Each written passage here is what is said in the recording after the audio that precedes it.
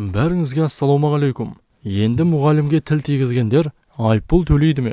Мектеп мұғаліміне тіл тигізгендер 91.890 теңге айыппұл төлейді деп хабарлайды Ернұр Кезет порталы.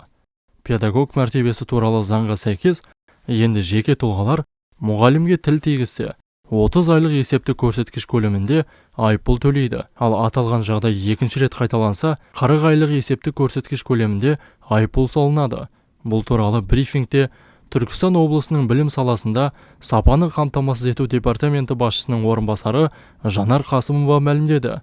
Департамент тарапынан өткен жылы педагог қызметкерлерден 21 өтініш келіп түсіп, оның ішінде 12-сіне әкімшілік жауапкершілік қолданылған.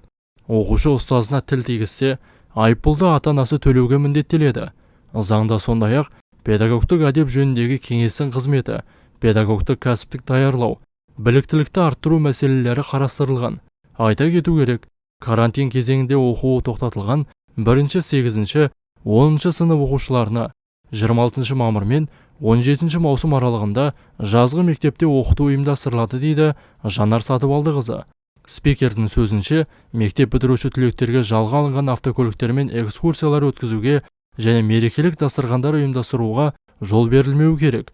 Сондықтан департамент тарапынан қажетсіз шығындалудың тиімсіз екені ескеріп, мектеп басшылығына түлектердің қоштасу кешіне ақылы негізде аниматорлар мен әртістерді мерекелік шараларға шақырмауға, мұғалімдерге сыйлық алу үшін ақша жинамау туралы түсіндірме хаттар жолданған. Құрметті көрермендер, осы жаңалық туралы сіздің ойыңыз қандай? Төменде өз пікіріңізді қалдыра кетіңіз.